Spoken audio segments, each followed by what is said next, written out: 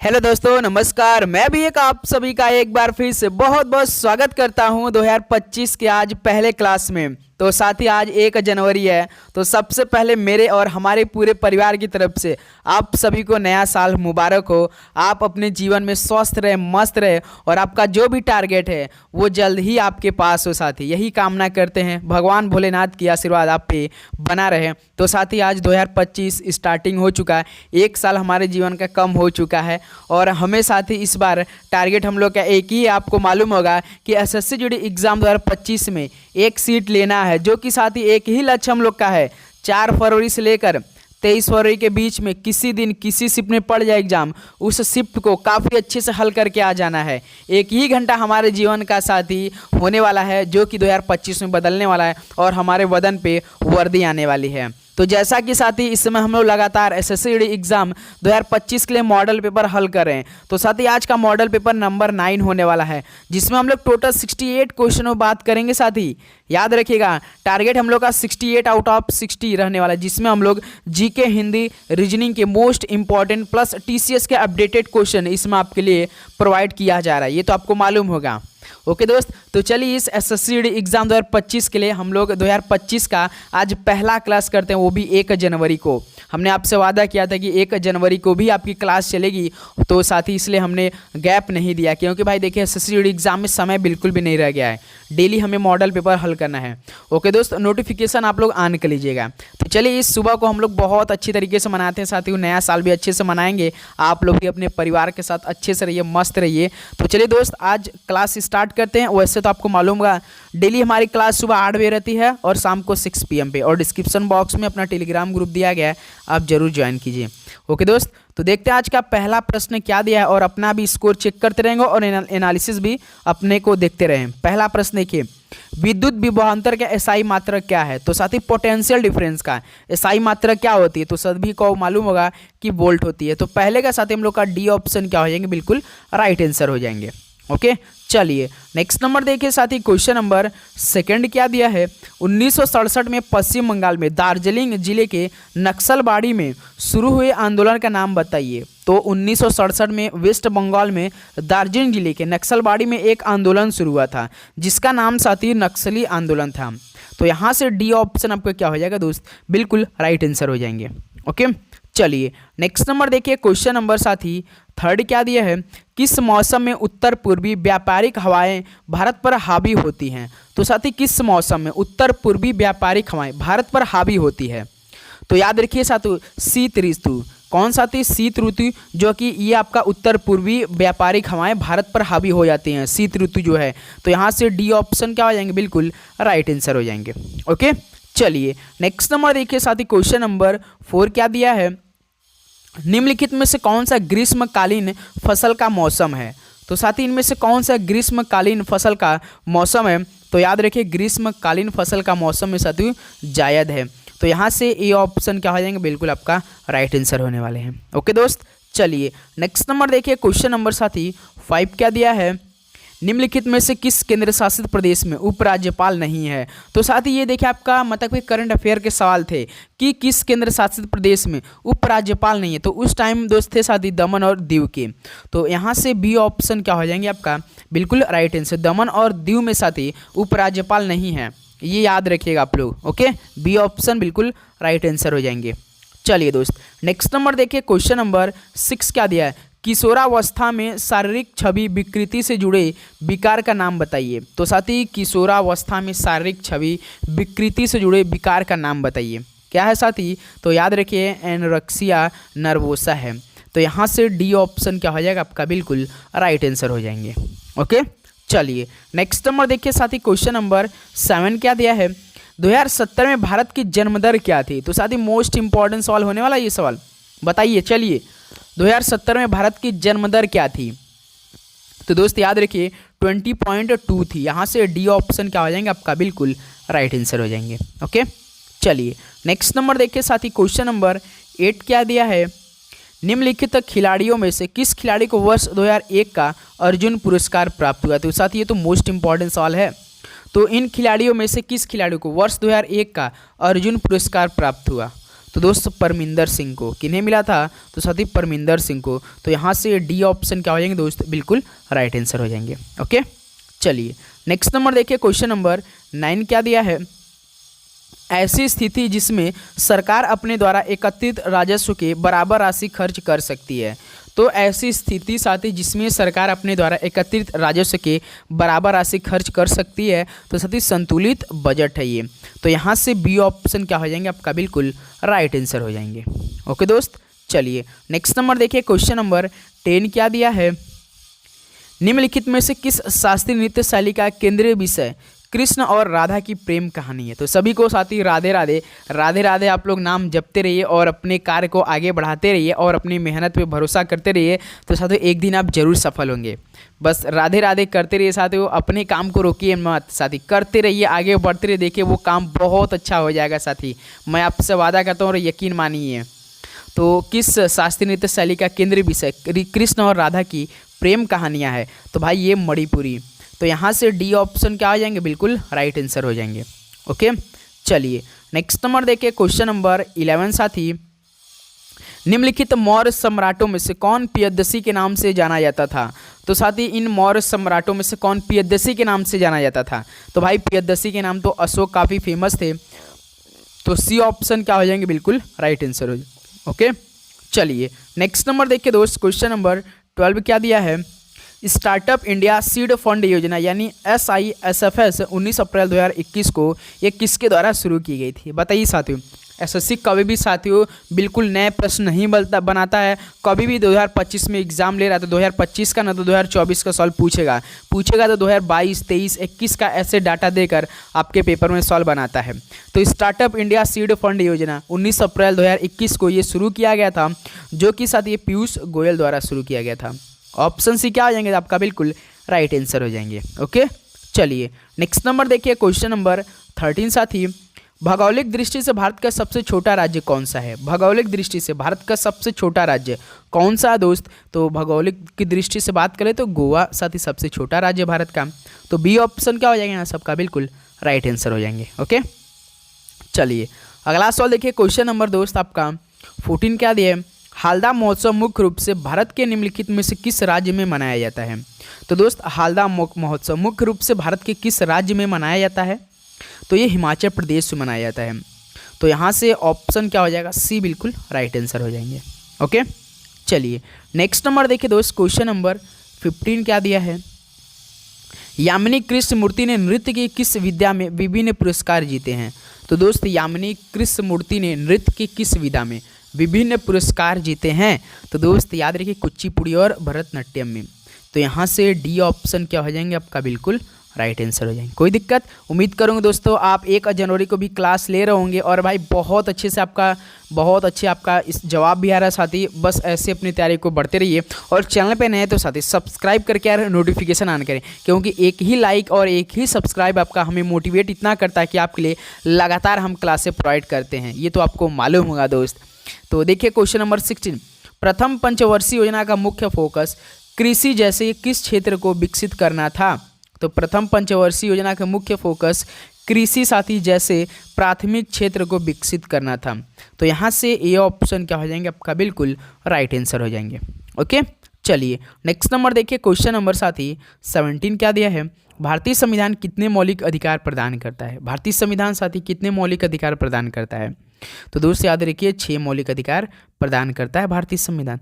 तो यहाँ से डी ऑप्शन क्या हो जाएंगे आपका? बिल्कुल राइट आंसर हो जाएंगे। ओके, चलिए नेक्स्ट नंबर देखिए, क्वेश्चन नंबर 18 साथी, क्षार लाल लिटमस का रंग ये किस में बदल देता है? तो दोस्त क्षार लाल लिटमस का रंग ये किस में बदल देता है? तो दोस्त नीले में बदल देता है। तो याद रखिएगा ए ऑप्शन क्या हो जाएंगे आपका? बिल्कुल राइट आंसर हो जाएंगे। ओके, चलिए नेक्स्ट नंबर देखिए दोस्त, क्वेश्चन नंबर 19 क्या दिया है? 1873 में उन्होंने सत्यशोधक समाज की स्थापना की, यह वह किसे कहा गया? तो आपसे सवाल ऐसे पूछ रहा है कि सत्यशोधक समाज की स्थापना किसने की थी, जो कि 1873 में की गई थी? तो दोस्त गोविंद राव फुले के द्वारा किया गया था। ये ऑप्शन क्या हो जाएगा? बिल्कुल राइट आंसर हो जाएंगे। ओके, बिल्कुल। तो भाई 1873 में सत्यशोधक समाज की बात कराना भाई, सॉरी भाई, सत्यशोधक की समाज की स्थापना तो ज्योतिबा फुले ने की थी। सॉरी डी ऑप्शन बिल्कुल राइट आंसर होगा ना। बिल्कुल सॉरी, डी ऑप्शन बिल्कुल करेक्ट आंसर हो जाएंगे।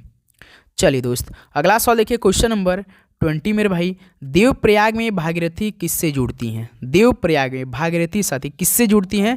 तो दोस्त अलकनंदा से जुड़ती हैं। तो 20 का ए ऑप्शन क्या हो जाएंगे आपका? बिल्कुल राइट आंसर हो जाएंगे।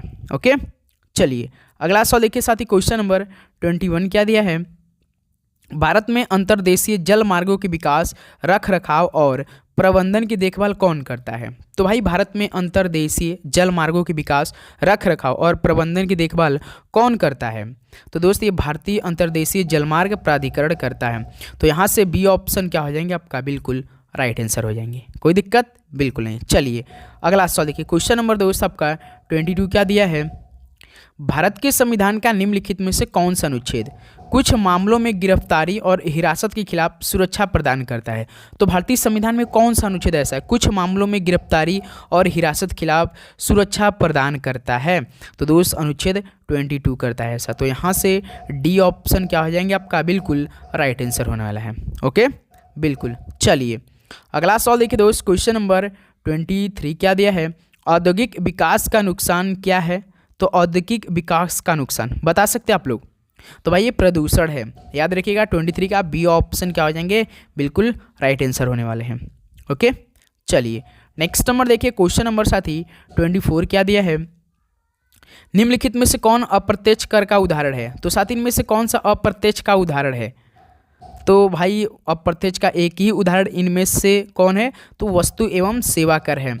तो 24 का डी ऑप्शन क्या हो जाएंगे आपका? बिल्कुल राइट आंसर हो जाएंगे। ओके, उम्मीद करूँगी दोस्तों आप बहुत अच्छी तरीके से एक क्वेश्चन देख रहे होंगे और भाई फटाफट देख रहे होंगे, क्योंकि आज देखिए नया साल है तो अपनी नया साल मनाने का सोच रहे होंगे, तो इसलिए फटाफट हम सवालों को कर रहे हैं। ओके दोस्त, देखिए चूना पत्थर, चाक और संगमरमर ये किसके विभिन्न रूप हैं? तो चूना पत्थर, चाक और संगमरमर ये तो साथी कैल्शियम कार्बोनेट का CaCO3 के हैं। तो यहाँ से बी ऑप्शन क्या आ जाएंगे आपका? बिल्कुल राइट आंसर हो जाएंगे। ओके, चलिए नेक्स्ट नंबर देखिए, क्वेश्चन नंबर 26 साथी, अर्थशास्त्र किसके द्वारा लिखा गया था? भाई अर्थशास्त्र किसके द्वारा लिखा गया था? तो भाई कौटिल्य। चलिए एक दिन हमने आपसे सवाल पूछा था, एक लोग केवल बताया था कि कौटिल्य का दूसरा नाम क्या है? कौटिल्य जी का दूसरा नाम कमेंट बॉक्स में बताइए फटाफट कि अर्थशास्त्र किसके द्वारा लिखा गया था? तो कौटिल्य द्वारा लिखा गया था। कौटिल्य का दूसरा नाम कमेंट बॉक्स में बताना आप लोग को। नेक्स्ट नंबर देखिए, क्वेश्चन नंबर साथी 27, अलारमेल वल्ली निम्नलिखित में से किस शास्त्रीय नृत्य शैली के प्रतिपादक हैं? तो दोस्त अलारमेल वल्ली ये किस शास्त्रीय नृत्य शैली के प्रतिपादक हैं? तो दोस्त ये भरतनाट्यम के हैं। तो 27 का ए ऑप्शन क्या हो जाएगा आपका? बिल्कुल राइट आंसर हो जाएंगे। ओके, चलिए अगला सवाल देखिए दोस्त, क्वेश्चन नंबर 28 क्या दिया है? तो साथी कौन मंत्रिमंडल और राज्यपाल के बीच की एकमात्र कड़ी है? तो मंत्रिमंडल और राज्यपाल के बीच की एकमात्र कड़ी जो है साथी वो केवल CM साहब हैं, मुख्यमंत्री। तो चलिए इस सवाल का राइट आंसर दीजिए कि वर्तमान में हमारे बताइए, वर्तमान में हमारे देश के होंगे कि राज्य के होंगे? चलिए मुख्यमंत्री, यही बस बता दीजिए आप लोग, वर्तमान देश के होते हैं मुख्यमंत्री साहब कि स्टेट के होते हैं? कमेंट बॉक्स में बताइए, ये काफ़ी लोगों को ये भी नहीं पता होगा। तो यदि मालूम है जिनको तो वो बताएंगे वर्तमान में हमारे CM साहब कौन है, कमेंट बॉक्स में बताइए। चलिए दोस्त एक एक सवाल आपके बीच में होमवर्क के लिए, क्वेश्चन नंबर 29 देखिए, CV चंद्रशेखर को ये किस में उनके योगदान के लिए पद्म भूषण से सम्मानित किया गया था? तो भाई CV चंद्रशेखर को उनके योगदान के लिए पद्म भूषण से सम्मानित किया गया था। तो भाई भरतनाट्यम में, याद रखिए भरतनाट्यम के लिए। तो यहाँ से ऑप्शन सी क्या हो जाएगा? बिल्कुल राइट आंसर हो जाएंगे। ओके, चलिए नेक्स्ट नंबर देखिए दोस्त, क्वेश्चन नंबर 30 क्या दिया है? निम्नलिखित में से कौन हर्षवर्धन के दरबारी कवि और हर्षचरित के लेखक थे? भाई हर्षवर्धन के दरबारी कवि और हर्षचरित के लेखक कौन है? तो भाई बाणभट्ट थे। यहाँ से डी ऑप्शन आपका क्या हो जाएगा? बिल्कुल राइट आंसर हो जाएंगे। ओके, चलिए अगला सवाल देखिए दोस्त, क्वेश्चन नंबर 31 क्या दिया है? माइक्रो फाइनेंस ऋण के लिए किसी संपार्श्विक की आवश्यकता क्या है?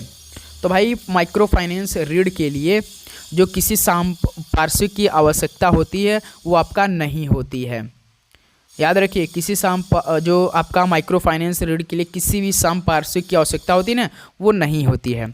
ऑप्शन है बिल्कुल राइट आंसर हो जाएगा। ओके, चलिए अगला सवाल बताइए दोस्त, क्वेश्चन नंबर 32 देखिए, भारत में हरित क्रांति का नेतृत्व किसके द्वारा किया गया था?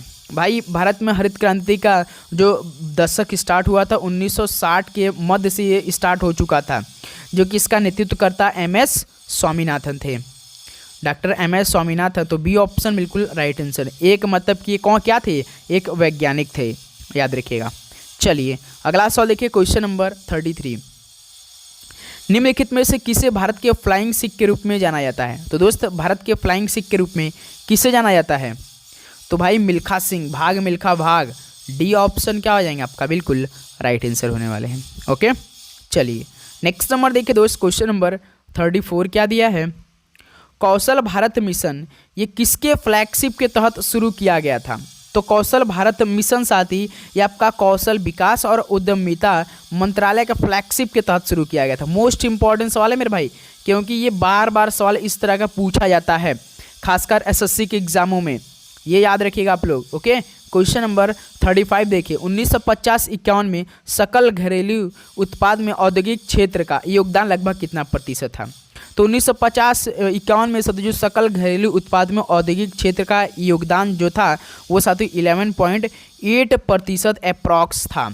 तो यहाँ से ऑप्शन क्या हो जाएगा, बिल्कुल राइट आंसर हो जाएंगे। ओके चलिए नेक्स्ट नंबर देखिए दोस्त, क्वेश्चन नंबर 36 क्या दिया है? असम में सत्रिया नृत्य ये किससे प्रेरित है? असम में सत्रिया नृत्य तो दोस्तों भक्ति आंदोलन से प्रेरित है। बी ऑप्शन बिल्कुल राइट आंसर। तो भाई आप अपने आप को एनालिसिस जरूर करते रहें कि आप देख रहे हो कि किस तरह का सवाल मिल रहे हैं। अब जो आपको सवाल मिलेगा कल ही से 31 दिसंबर से ही आपको मैंने एक नया सवाल देने शुरू कर दिया है। खासकर एक महीने में आपसे वादा किया था कि क्योंकि डेली क्यूज करना है हम लोग को, तो लगातार आपके बीच क्लासें आएंगी बिल्कुल अपडेटेड क्वेश्चनों के साथ। ओके आपको रेडी रहना है साथी। क्वेश्चन नंबर 37 देखिए, नाइट्रोजन का परमाणु द्रव्यमान कितना होता है? बताइए नाइट्रोजन का परमाणु द्रव्यमान कितना होता है? तो दोस्त 14 होता है, 714। ऑप्शन बी बिल्कुल राइट आंसर हो जाएंगे। चलिए अगला सवाल देखिए दोस्त, क्वेश्चन नंबर 38 मेरे भाई, 1866 में निम्नलिखित में से किसने लंदन में ईस्ट इंडिया एसोसिएशन की स्थापना की थी? देखिए 1866 में ईस्ट इंडिया एसोसिएशन की स्थापना हुई थी, कहाँ पर हुई थी? लंदन में हुई थी, जो कि दादा भाई नौरोजी ने किया था। बी ऑप्शन बिल्कुल राइट आंसर हो जाएंगे। ओके चलिए अगला सवाल देखिए, क्वेश्चन नंबर 39, रुक्मणी देवी अरुंडेल ने किस नृत्य शैली में विभिन्न पुरस्कार जीते? तो भाई रुक्मणी देवी अरुंडेल ने किस नृत्य शैली में विभिन्न पुरस्कार जीते? तो दोस्त भरतनाट्यम में जीते थे। यहाँ से ऑप्शन सी क्या हो जाएगा आपका, बिल्कुल राइट आंसर हो जाएंगे। ओके तो साथ ही आपसे बस एक ही रिक्वेस्ट रहेगा कि आप लोग चैनल पे जितने लोग नए आ रहे भाई वो क्या करेंगे, सब्सक्राइब करके नोटिफिकेशन ऑन करेंगे। नोटिफिकेशन ऑन करना जरूरी है। ओके बिल्कुल देखिए, भारतीय संविधान के किस अनुच्छेद में कहा गया है कि भारत राज्यों का संघ है? भाई भारत अर्थात एक राज्यों का संघ है, जो कि अनुच्छेद 1 में कहा गया है। तो यहाँ से ऑप्शन ए क्या हो जाएगा आपका दोस्त, बिल्कुल राइट आंसर हो जाएंगे। कोई दिक्कत? बिल्कुल नहीं दिक्कत। चलिए अगला सवाल देखिए दोस्त, क्वेश्चन नंबर 41 मेरे भाई, प्रत्येक 12 वर्ष बाद मनाए जाने वाला महामस्तकाभिषेक एक उत्सव है, तो किस समुदाय का महामस्तकाभिषेक एक उत्सव है साथी? तो भाई देखिए प्रत्येक 12 वर्ष बाद मनाया जाने वाला जो महामस्तकाभिषेक है एक साथी ये जैन समुदाय का उत्सव है। तो यहाँ से ऑप्शन सी क्या हो जाएगा आपका, बिल्कुल राइट आंसर हो जाएंगे। ओके चलिए नेक्स्ट नंबर देखिए दोस्त, क्वेश्चन नंबर 42 क्या दिया है? भिन्न का चयन कीजिए, संकेतक कृषि प्रक्रियाएं। भिन्न यानी इनमें से कौन सा भिन्न है? जुताई, बुआई, छिड़काव, ये तो सभी आपका कृषि संबंधित है, लेकिन सभी बच्छड़ ये आपका इनमें से क्या है, भिन्न है। तो यही क्या हो जाएगा, सी ऑप्शन बिल्कुल राइट आंसर हो जाएंगे। ओके चलिए नेक्स्ट नंबर देखिए साथी, क्वेश्चन नंबर 43 क्या दिया है? 2011 की जनगणना के अनुसार, तो साथी 2011 की जनगणना जो कि 15वें नंबर की थी, ये आपको मालूम होगा। तो साथी जो भारत में किस राज्य में महिला साक्षरता दर सबसे कम है? लिटरेसी रेट जो है जो साथी वो सबसे कम कौन सा है, किस स्टेट का है, बता सकते हैं? तो दोस्त बिहार राज्य का। सबसे अधिक किस राज्य का है? तो भाई केरल का है। याद रखिए आप लोग, मोस्ट इंपॉर्टेंट सवाल है परीक्षा की दृष्टि से। ओके चलिए अगला सवाल देखिए साथी, क्वेश्चन नंबर 44 क्या दिया है? निम्नलिखित में से कौन सा जीवाणु संक्रमण का लक्षण है? तो साथी इनमें से कौन सा जीवाणु संक्रमण का लक्षण है? दोस्त बुखार है। तो यहाँ से डी ऑप्शन क्या हो जाएंगे आपका, बिल्कुल राइट आंसर हो जाएंगे। ओके चलिए नेक्स्ट नंबर देखिए, क्वेश्चन नंबर 45। ये तो साथी रीजनिंग के सवाल आपके स्क्रीन पर आ चुका है, इससे आपको हल करना पड़ेगा। देखिए किसी कूट भाषा में एग्ज़ाम को 625214 और टेस्ट को 216201 के रूप में लिखा जाता है, तो उस भाषा में असेसमेंट को कैसे लिखा जाएगा? भाई इतना सवाल कैसे होगा बताइए साथी। पहले एग्ज़ाम को क्या कोड किया है? EXAM, एग्ज़ाम को 625214 यही कोड किया है। तो अब हम किसको समझते हैं इसमें क्या कोड किया है कि एग्ज़ाम को 6,25,214 लिखा है। तो सोचिए साथी, यदि इस तरह का सवाल आया आपके पेपर में तो सबसे पहले आप क्या करेंगे साथी? आंख मूंद कर इसका कोड करेंगे, नंबरिंग करेंगे, कौन सा अक्षर किस नंबर पे आता है। जैसे ई देखिए 5 नंबर पे, एक्स 24 नंबर पे, ए आपका 1 नंबर पे, एम आपका 13 नंबर पे। अब नंबर को देखेंगे कि नंबर 6, 25, 2, 1, 4 है कि नहीं। तो दोस्त आप क्या करेंगे, देखिए ई आपका 5 होता है, 1 बढ़ा देंगे तो 6 हो जाएगा।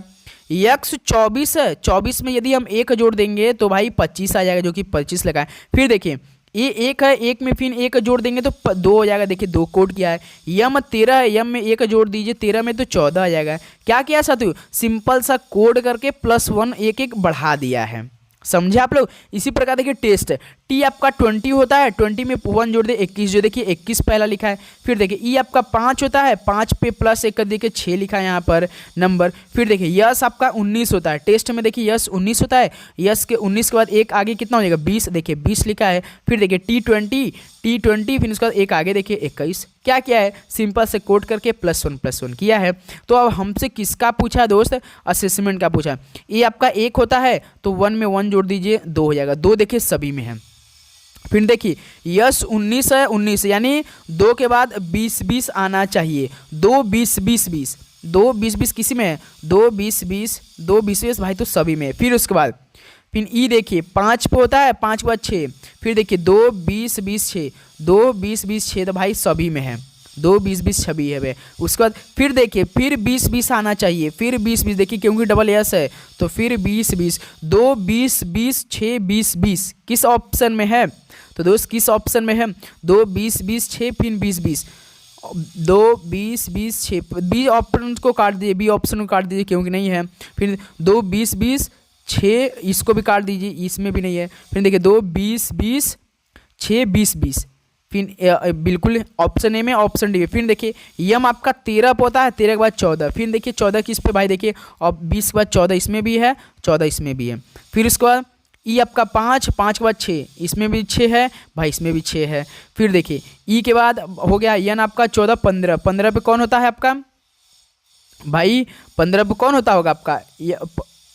एम पे 15 है ना भाई, 15 भाई सॉरी यार 15 पे एन आपका 14 के बाद 15 कहाँ है? देखिए इसमें है 15, इसमें 51 है। तो यहीं साथ ही हम लोग क्या होगा? डी ऑप्शन बिल्कुल राइट आंसर हो जाएगा। आप तो सोच रहे होंगे बहुत कठिन था, कुछ भी नहीं साथी, सिंपल सा बस उसका कोड करके 1 प्लस किया था। ओके, क्या आप लोग समझे साथी? अगला सवाल आप लोग पॉज करेंगे साथी, उसके बाद राइट आंसर देंगे। तो चलिए सवाल हम आपसे सवाल पूछना चाहेंगे कि क्या आप बता सकते हैं साथी रन का कोड कितना होगा? रन का कोड बताइए, कमेंट बॉक्स बताइए। रन का बनाकर आप लोग बताएंगे, तभी समझ में आएगा कि आपको समझ में आया कि नहीं। ये सवाल बताएंगे आप लोग। देखिए दोस्त क्वेश्चन नंबर 46 क्या दिया है? नीचे दिए गए समीकरण को गणितीय रूप से सही बनाने के लिए किन 2 चिन्हों को परस्पर बदला जाना चाहिए? भाई ये सवाल तो आपको हमने रोज अपने क्लास में कराते हैं। ये सवाल कैसे आपको करना पड़ेगा, तरीका समझिए। जो ऑप्शन देखिए ना साथी, यही डिवाइड और माइनस है ना, ये ऑप्शन के बिना सवाल नहीं हल हो पाएगा, क्योंकि यही ऑप्शन आपको ना इस समीकरण में रखना पड़ेगा और हल करना पड़ेगा। वही आपको 18 आंसर लाना पड़ेगा। जो समीकरण रखने से बॉडमस के नियम लगाने से हल हो जाएगा, 18 आ गया, समझिए वो ऑप्शन सी हो जाएगा। कैसे हल करेंगे? तो पहला ऑप्शन देखिएगा डिवाइड और माइनस, तो हम इसमें क्या करेंगे? समीकरण में डिवाइड जगह माइनस, माइनस जगह डिवाइड रखेंगे। देखिए 24 को देखिए माइनस, तो भाई हम लोग डिवाइड रख देते हैं। डिवाइड 36 इंटू 5, उसके बाद प्लस है, प्लस 108 है। फिर उसके बाद डिवाइड को हम लोग चेंज करना है माइनस में, उसके बाद 18 है, ये है। उसका भाग अब बॉडमस के नियम लगा दीजिए, तो बॉडमस के नियम में 36 तो जाएगा ना 24 में, तो उसको बट्टे में इंटू 5 प्लस 108 माइनस 18 108 कितना है आपका? 18 ही है, बिल्कुल 18 है। तो भाई ये तो नहीं जाएगा, क्योंकि देखिए कट भी नहीं रहा है। अगर 24 पंजे करेंगे तो आपका 100 भाई साहब 140 हो जाएगा, तो 120 होगा, तो बहुत आंसर नहीं आ पाएगा। तो उसके बाद ऑप्शन बी को हम लोग चेंज करेंगे। यदि जो कटेगा डायरेक्ट वही आपके समझिए ऑप्शन में मिल सकता है। माइनस और प्लस को आपस में चेंज करते हैं। 24 माइनस है तो प्लस, 36 गुणा 5 प्लस है तो माइनस 108 डिवाइडेड 18। 18 छक्का 8 डिवाइड करेंगे, माइनस आपका फिर 5 इंटू 36 प्लस 24। 36 पंजे कितना होता है साथी आपका 100 कितना होगा 180 होगा। देखते हैं कर लेते हैं। 5 6 30 0 5 15 180 बिल्कुल सही मैंने किया था। उसके बाद 24 80 कितना होगा भाई देखिए प्लस है, पहले प्लस का नियम लगाएंगे। 24 80 कितना होगा 200 साथ ही आपका 4 होगा, 204 में 6 घटाएंगे तो 198 होगा। लोग भाई ऑप्शन बी भी हमें 18 लाना है, ध्यान देंगे साथी हमें 18 लाना है, हमें 18 यही लाना है। तो ऑप्शन बी भी हम लोग का रॉन्ग है। ऑप्शन अब सी देखिए, प्लस और गुणा को आपस में चेंज करें, प्लस और गुणा को 24 माइनस 36 बाद देखिए गुणा है तो गुणा की जगह प्लस करेंगे 5, फिर देखिए 5 के बाद प्लस है यहाँ पर, प्लस की जगह गुणा, फिर उसके बाद 108 डिवाइडेड 18। अब बॉडमस के नियम लगाइए, 18 हमको आंसर लाना है तो 18 छक्का 108, फिर 6 पंजे 30, देखिए 6 6 पंजे 30 प्लस 36 माइनस 24, देखिए माइनस 36 है और ये प्लस 24 प्लस 30 जोड़ी कितना होगा 54 होगा। 54 में से 36 घटाएंगे तो 18 हो जाएगा।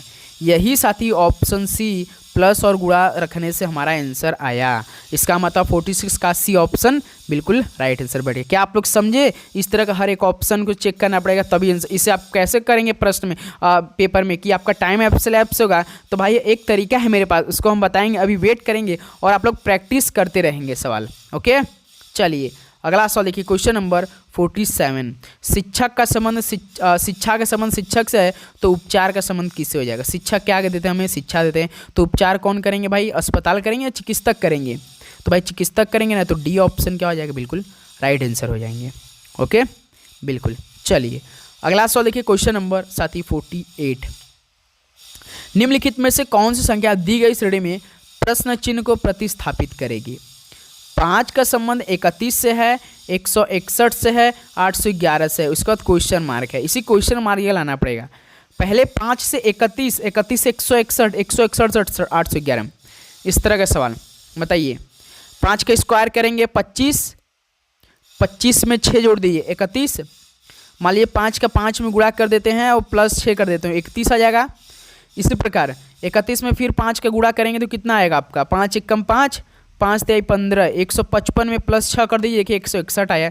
फिर इसी प्रकार 161 में 5 का गुणा कीजिए, कितना आएगा आपका? 5 एकम 5, 5 एकम 5, 5 छक 30, 30 का 0 3, 5 एकम 5 3 8, 805, 805 में फिर 6 जोड़ दीजिए, 811 हो जाएगा। फिर 5 में फिर 811 गुणा कीजिए, 811, 5 एकम 5, 5 एकम 5 40, 4055, 4055 में प्लस 6 जोड़ दीजिए, 4061 आ जाएगा। क्या ऑप्शन दिया? ऑप्शन डी दिया है। मिल गया भाई, पहला ही हमने तरीका खोजा, पहला ही ऑप्शन से हमें समझ में आ गया। पहला ऑप्शन क्या हो जाएगा यहाँ सबका? बिल्कुल राइट आंसर। क्या क्या है? 5 का गुणा किया प्लस 6 का मल्टीप्लाई, सिंपल सा।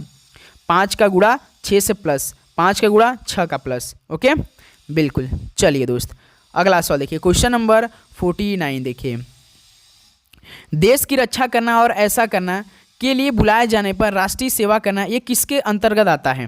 तो साथ ही देश की रक्षा करना और ऐसा करने के लिए बुलाए जाने पर राष्ट्रीय सेवा करना, ये क्या होता है? मौलिक कर्तव्य के अंतर्गत आता है।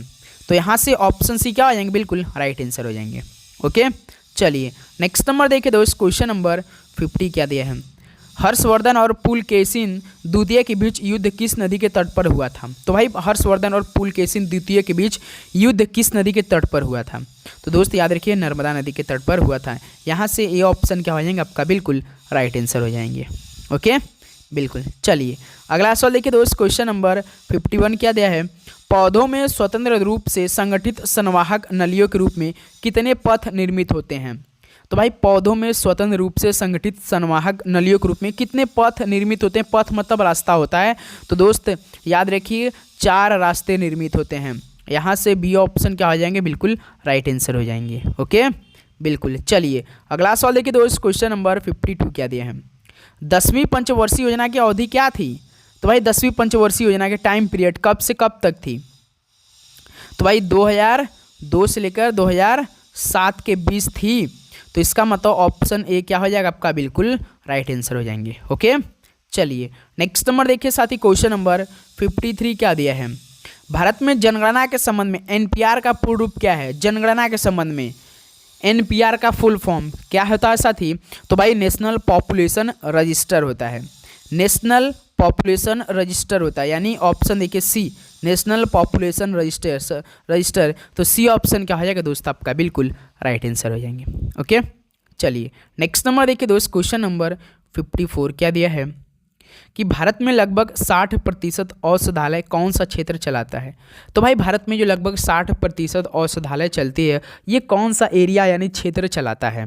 तो साथी याद रखिए आप लोग, निजी क्षेत्र चलाता है। तो यहाँ से बी ऑप्शन क्या हो जाएंगे आपका, बिल्कुल राइट आंसर हो जाएंगे। ओके, चलिए नेक्स्ट नंबर देखिए, क्वेश्चन नंबर साथी 55 क्या दिया है। सागा दावा मुख्य रूप से सिक्किम में भारत के निम्नलिखित में से किस समुदाय द्वारा मनाया जाता है। सागा दावा मुख्य रूप से भारत के किस समुदाय द्वारा मनाया जाता है साथी, तो याद रखिए बौद्धों द्वारा मनाया जाता है। तो 55 का सी ऑप्शन क्या हो जाएंगे, बिल्कुल राइट आंसर हो जाएंगे। ओके दोस्त, नेक्स्ट नंबर देखिए, क्वेश्चन नंबर 56 क्या दिया है। लघु वित्त एक कौन सा वित्तीय सेवा है। तो भाई लघु वित्त एक प्रकार का दोस्त वित्तीय सेवा है। कैसा सेवा है, वित्तीय सेवा। तो ऑप्शन है बिल्कुल राइट आंसर होने वाले हैं। तो भाई आप सभी से रिक्वेस्ट रहेगा कि हम लोग 57 नंबर पे पहुंच चुके हैं और अपना स्कोर आप लोग बताएंगे, बस इतना काम कीजिएगा।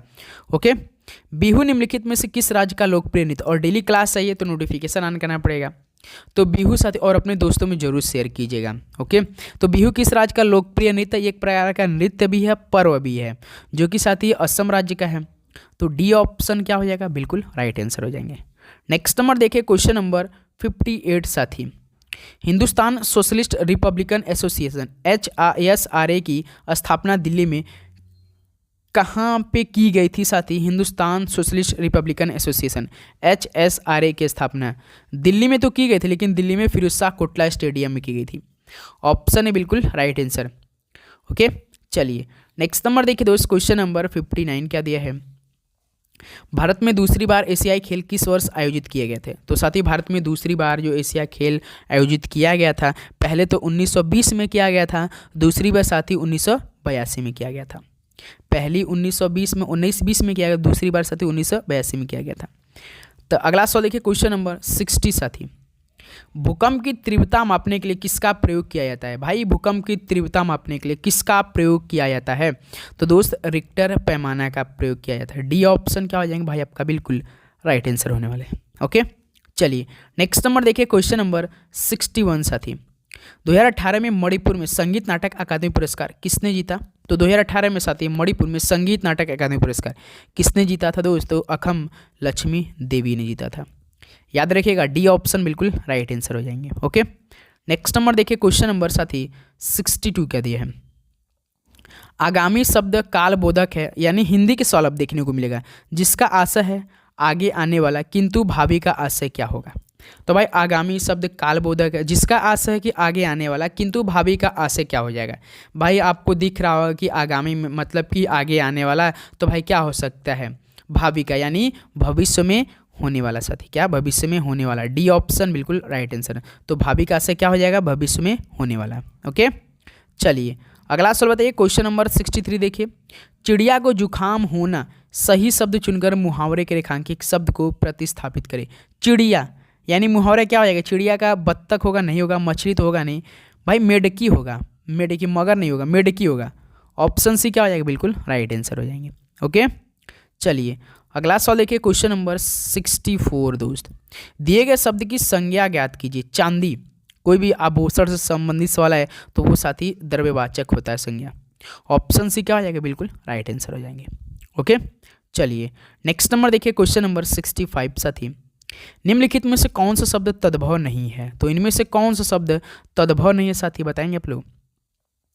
तो भाई खादन, ये तत्सम है, तो बी ऑप्शन क्या हो जाएंगे, सबका बिल्कुल राइट आंसर होने वाला है। ओके, चलिए अगला सवाल देखिए दोस्त, क्वेश्चन नंबर 66 क्या दिया है मेरे भाई, निम्नलिखित शब्दों में से कोविद शब्द के विलोमार्थी का चयन करें। तो भाई कोविद शब्द के विलोमार्थी का चयन करना आपको।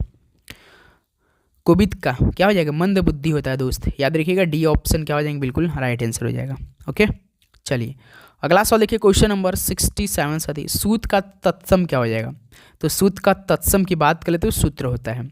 तो बी ऑप्शन बिल्कुल राइट आंसर हो जाएंगे। ओके, चलिए नेक्स्ट नंबर और आखिरी सवाल साथियों 68 नंबर देखिए। निम्नलिखित में से कौन शब्द चारु का पर्यायवाची नहीं है? तो चारु का अर्थ क्या होता है साथी? एक तो देखिए सुंदर होता है और आपका आकर्षक होता है, मनोहर भी होता है। तो इसका पर्यायवाची कौन नहीं है? तो भाई ललाम होता है, रुचिर होता है, रम्य होता है, लेकिन आचरण नहीं होता। तो सी ऑप्शन यहाँ से बिल्कुल राइट आंसर होने वाला है। तो साथ ही इस तरह से आपका आज मॉडल पेपर नंबर 9 कंप्लीट हो चुका है। तो अब अपना स्कोर बताइए कि साथी आपका कितना स्कोर बना। उम्मीद करूँगा बहुत अच्छी तरीके से आपने एक एक क्वेश्चन को हल किया होगा और आपको याद भी हो चुका होगा साथी, कोई भी दिक्कत परेशानी नहीं होगी। ओके दोस्त, अब देखिए टाइम बिल्कुल भी नहीं रहेगा। जनवरी का महीना भाई कैसे बीतेगा ये तो आपको बहुत अच्छी तरीके से मालूम होगा। तो भाई अपनी तैयारी शुरू कीजिए। अभी आप मन से नहीं किए थे तो मन से भाई पूरा शुरू कीजिए। ओके दोस्त, तो चैनल पे नहीं तो आप लोग सब्सक्राइब करके नोटिफिकेशन जरूर ऑन करेंगे। तो भाई आज से आपको पता है कि क्यूज भी होने वाला है दमदार तरीके से। तो आप लोग से रिक्वेस्ट है अपनी तैयारी अच्छे से करते रहिए। कोई भी डाउट तो कमेंट बॉक्स से पूछिए। और इसका पीडीएफ से तो डिस्क्रिप्शन बॉक्स में टेलीग्राम ग्रुप दिया, ग्रुप से जुड़कर इसका पीडीएफ आप लोग डाउनलोड करेंगे एक बार। ओके, तो चलिए दोस्त मिलते हैं एक और मॉडल पेपर के साथ। सभी को जय हिंद, वंदे मातरम, पढ़ाई करते रहिए। All the best. एक बार फिर से विश करता हूँ कि आपका 2025 बहुत अच्छा जाए, जो भी आपका टारगेट है वो पूरा हो साथी, यही कामना करते हैं। तो चलिए मिलते हैं नेक्स्ट सेशन में। जय हिंद, वंदे मातरम, पढ़ाई करते रहिए। ऑल द बेस्ट, आपका दिन मंगलमय हो। धन्यवाद।